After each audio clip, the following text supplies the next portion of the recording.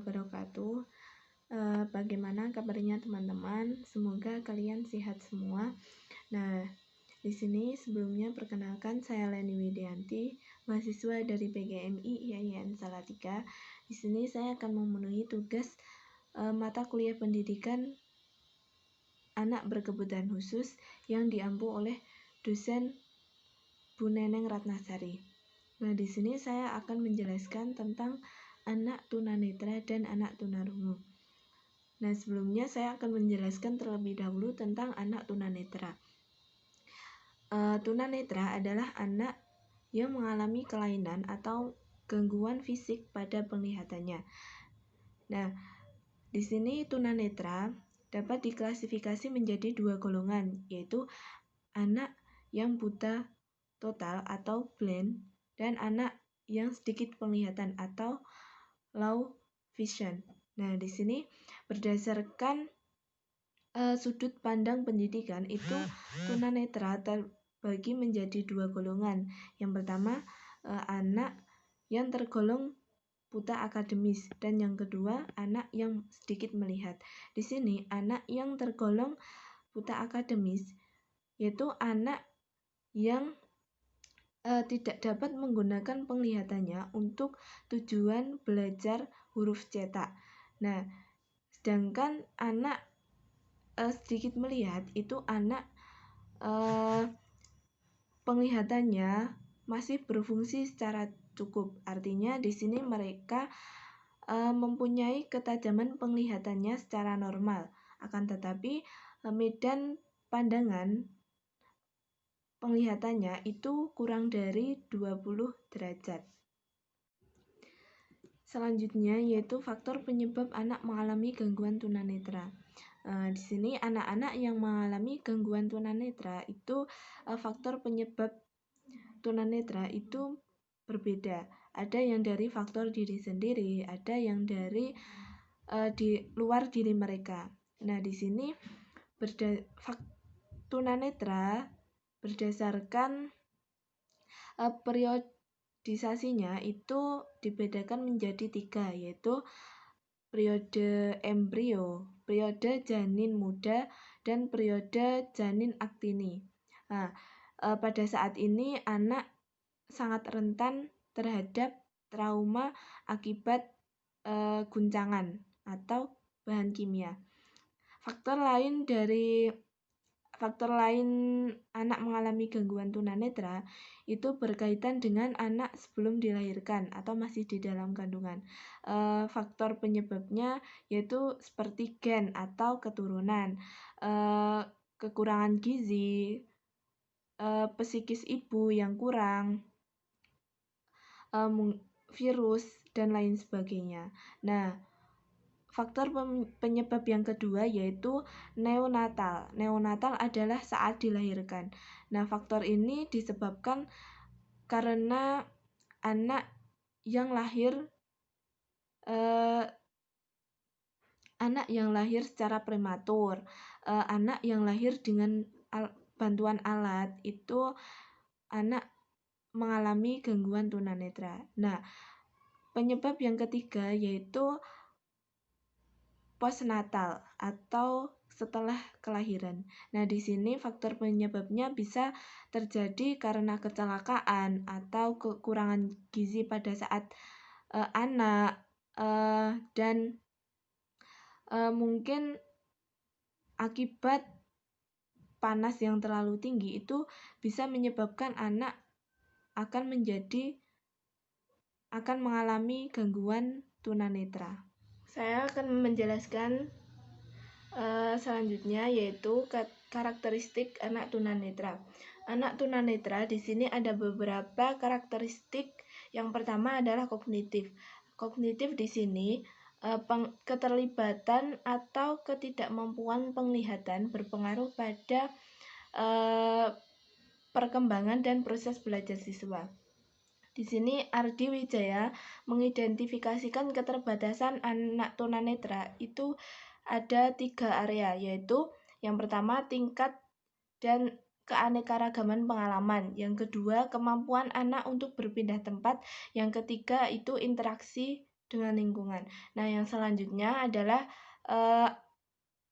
karakteristik yang kedua yaitu akademik. Akademik di sini itu anak tunanetra itu tidak bisa membaca dan melihat. Nah, di situ berpengaruh terhadap perkembangan akademiknya. Nah, yang selanjutnya fisik. Tentunya karakteristik tunanetra yaitu yang pertama tidak bisa melihat ya di situ. Yang selanjutnya karakteristik terhadap motorik. Yang selanjutnya perilaku dan yang terakhir pribadi dan sosial. Saya akan menjelaskan tentang pendidikan yang dibutuhkan anak tunanetra. Program pendidikan umum yang digunakan anak tunanetra di sini ada 3. Yang pertama kelas biasa atau kelas reguler. Nah, di sini guru biasa dibantu oleh guru khusus. Untuk apa? Nah, di sini untuk menyiapkan materi dan pengajaran oleh siswa tunanetra. Yang kedua, program guru kunjung. Nah, di sini anak tunanetra itu masuk di kelas biasa, namun juga mendapatkan pelajaran khusus seperti keterampilan mendengar. Nah, yang terakhir itu program ruang sumber. Nah, di sini anak tunanetra itu bersama teman sekelasnya mendapatkan pengajaran, namun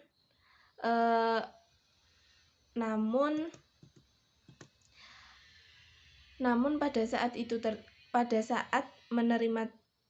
saat tertentu menerima program tertentu dalam satu ruang. Nah, yang selanjutnya yaitu kita masuk ke anak tunarungu. Dan di sini anak tunarungu yaitu anak yang ada kelainan atau gangguan pada pendengarannya. Nah, kalau yang tadi itu anak tunanetra pada penglihatannya. Nah, di sini anak tunarungu itu gangguan pada pendengarannya.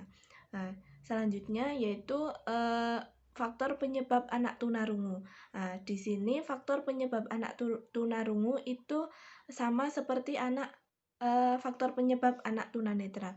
Nah, di sini ada faktor prenatal, faktor neonatal, dan faktor postnatal. Di situ faktor penyebabnya itu sama seperti anak tunanetra. Selanjutnya yaitu karakteristik anak tunarungu. Nah, di sini ada beberapa karakteristik anak tunarungu. Yang pertama yaitu dari segi intelijensi. Nah, di sini karakteristik dari segi intelijensi anak tunarungu tidak berbeda dengan anak normal pada umumnya. Di sini ada yang pandai, kurang, ada yang sedang. Nah, di sini namun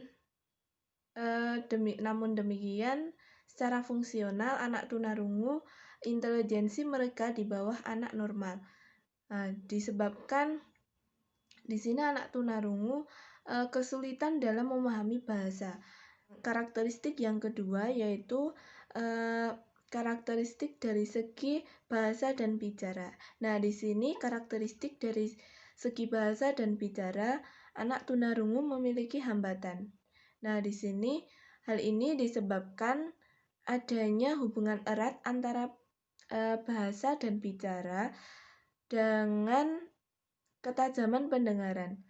Nah, di sini mengingat bahasa dan bicara itu merupakan hasil proses peniruan, sehingga anak tunarungu dalam segi bahasa itu memiliki ciri yang khas. Nah, di sini ciri yang khas tersebut yaitu sangat terbatas dalam pemilihan kosakata. Nah, di sini sehingga anak tunarungu itu sangat sulit mengartikan arti kiasan atau kata-kata yang abstrak. Nah, karakteristik yang ketiga yaitu karakteristik dari segi emosi dan sosial. Keterbatasan yang terjadi dalam komunikasi anak tunarungu mengakibatkan terasing dari lingkungannya. Nah, di sini anak tunarungu mampu melihat semua kejadian, akan tetapi anak tunarungu tidak mampu memahami atau mengikutinya secara menyeluruh, sehingga anak ini mengakibatkan atau menimbulkan emosi yang tidak stabil, kurang mudah curiga, dan juga kurang percaya diri. Perasaan bimbang cenderung memisahkan diri, terutama pada anak normal. Hal ini disebabkan karena keterbatasan kemampuan untuk melakukan komunikasi secara lisan. Sekian dari saya. Apabila dalam menyampaikan materi kurang jelas, saya mohon maaf yang sebesar-besarnya. Saya akhiri. Wassalamualaikum warahmatullahi wabarakatuh.